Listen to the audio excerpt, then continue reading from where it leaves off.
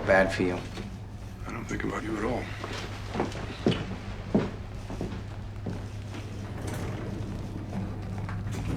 Originally, I wasn't planning on covering the side characters of Mad Men.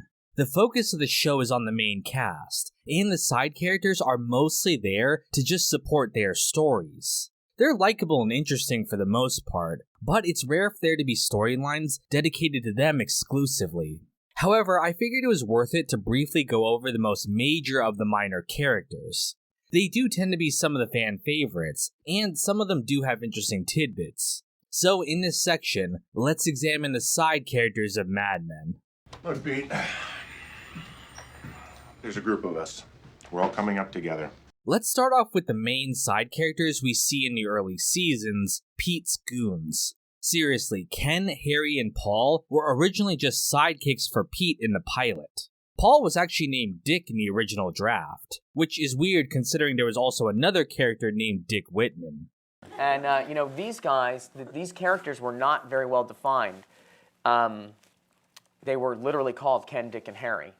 And they were Pete's sort of, guys. It should be no surprise, then, that Paul is the least developed of the Three Stooges. He's a copywriter in the first 3 seasons, and a pretty terrible one at that. His only notable idea was the Jackie and Marilyn pitch for Playtex, which, while a great idea, never ended up being used. He eventually gets left behind in favor of Peggy when they open up a new agency.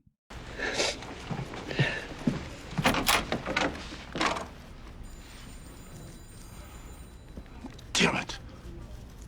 Paul's only character detail is being a phony hippie. Despite trying to pass himself off like a guy from the village, he's a rich kid who went to Princeton. He makes a big show out of hanging around black people and even dating a black girl in a time of rampant racism. However, the series makes it clear that he's only doing it because it makes him seem cool, and when push comes to shove, he's actually using black people as a prop.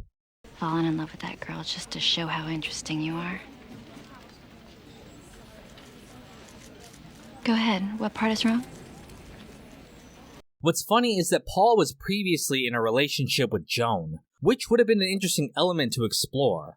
But just like with Roger, Joan's relationships aren't explored, and it ends up being a detail that goes nowhere. Instead, Paul is written out of the show, and only comes back for a single episode as a Hare Krishna member, which happens to be one of the only Harry Crane-focused episodes as well. Now, I already talked about Harry's character arc in the Megan section. He goes from being the only nice guy in accounts to being a Hollywood scumbag. But I don't really buy this transformation for 2 reasons. One, there's nothing to suggest that Harry is secretly a scumbag or has scumbag tendencies before this. Like, he gets drunk and cheats on his wife, but he actually confesses to her and sleeps in his office until she forgives him. It would be more believable if he didn't confess, and this first infidelity was the stepping stone to his moral decline. But as it sits right now, there's really nothing to suggest why Harry became a total creep later on. God, she is all kinds of trouble, isn't she? Everything turns you on, doesn't it? And the other reason I don't find this transformation authentic is because it happens mostly off screen. Again, we don't really follow Harry as a standalone character, only as part of other characters' storylines. So when he suddenly becomes a douchebag, it feels like it's coming out of nowhere. Hello. Meager homosexual Canadian sex bot and unaccompanied redhead. This may be my key demographic. Now, let's talk about Ken Cosgrove.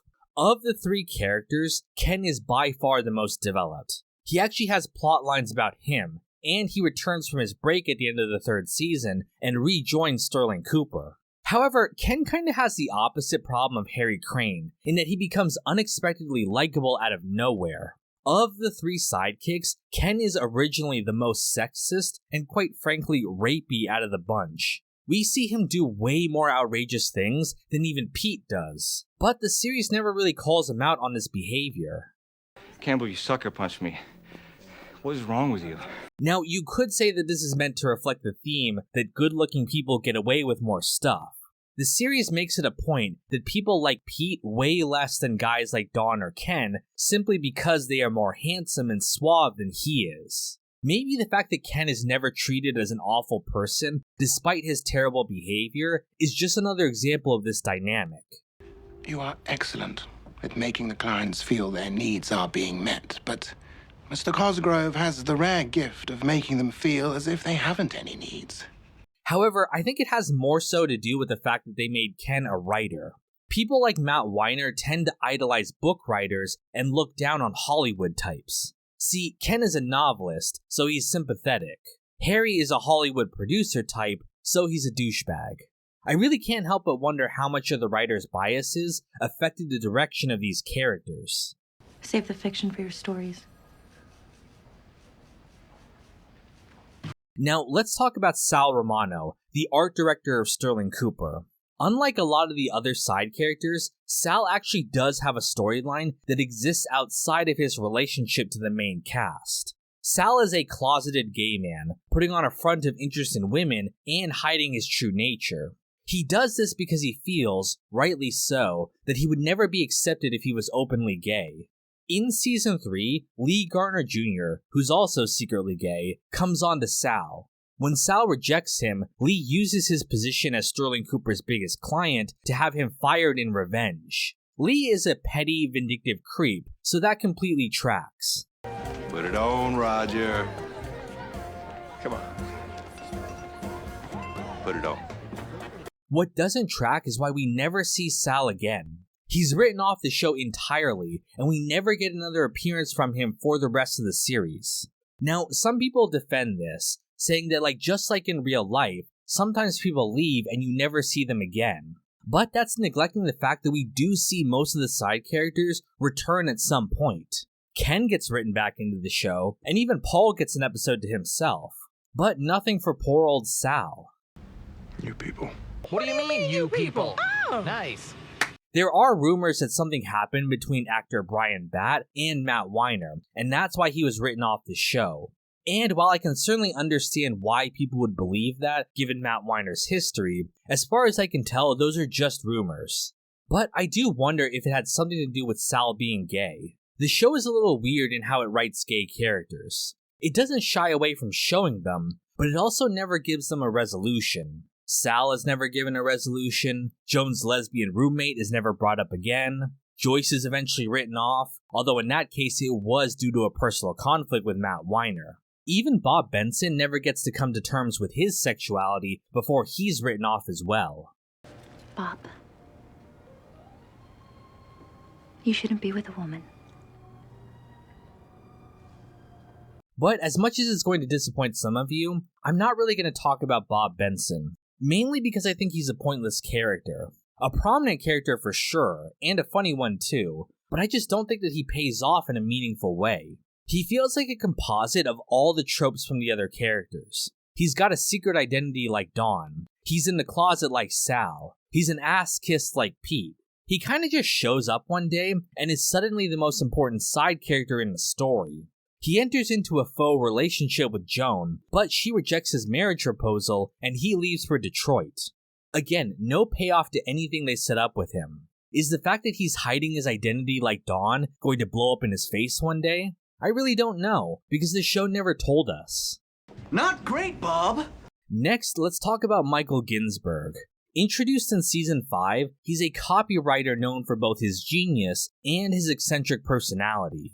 Ginsberg is, well, he's Woody Allen. Seriously, Matt Weiner wrote him to be a Woody Allen type, which was starting to emerge in this era. Yeah, there's a touch of, there's a harbinger, we talked about this a little bit before, but for me, a sense of the kind of male Jewish leading character who was going to become more common in the 70s. Ginsberg was also written to reflect a certain aspect of Jewish identity. Now, Matt Weiner himself is Jewish, and we see a lot of that identity reflected in the show. In fact, Michael has a line talking about his identity as a Martian, and it's a clear tongue-in-cheek reference to Jewish conspiracy theories. Don't worry, there's no plot to take over Earth. We're just displaced. However, as funny as Ginsberg is, he's also an extremely tragic character. He was born in a concentration camp during the Holocaust, and was later adopted and brought to New York as a baby after his parents died. Though Ginsberg is treated as a funny, eccentric guy most of the time, it becomes clear that he's also dealing with some serious mental health issues that arose from this upbringing. The computer being the thing that sets off his psychosis might seem like science fiction, but it's actually connected back to the Holocaust. Not only does Ginsberg worry about this machine erasing people's identities, but IBM itself was allegedly involved with the Holocaust as well. While the whole nipple incident is a wild turn of events for his characters, we shouldn't forget that it represents deep generational trauma that never fully healed. Get out while you can! But now let's talk about the greatest of the minor characters, Bert Cooper. Bert is the co-owner of Sterling Cooper, having founded the company with Roger's father sometime before the Great Depression of the 1920s. By the time of the series, Bert is largely detached from the everyday operations of the company, focusing his time instead on high-level deals like the Nixon campaign, and becoming one of America's first-generation weeaboos. What a delightful custom from the Far East, I assume. Japan. I feel like people don't really understand Bert as a character. They tend to view him as a kindly old mentor figure, helped of course by the fact that he's played by the lovable Robert Morse. They even go so far as to give Bert this musical send-off after his death, which honestly doesn't really fit his character. In reality, Bert is not a kindly old man, but actually an extremely ruthless and cutthroat business magnate. Bert Cooper is a dark character. I heard someone describe him as like gentle or something. That guy is like a titan of industry who like worships Ayn Rand and is like, you know, what does he say? Kill or be killed, eat or be eaten. That's how I was raised. I mean, you know what I mean? He's a hardcore like mid-century like American titan of industry, Republican. You know, would have gravitated into anything that preserves.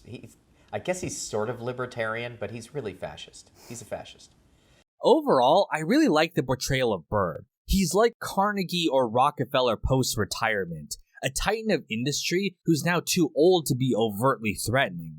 He comes off like your beloved grandpa most of the time, but every now and again, you see the vaguely racist capitalist underneath, like when he defends Don against Pete, only to later use that information to blackmail him into signing the contract. Then sign.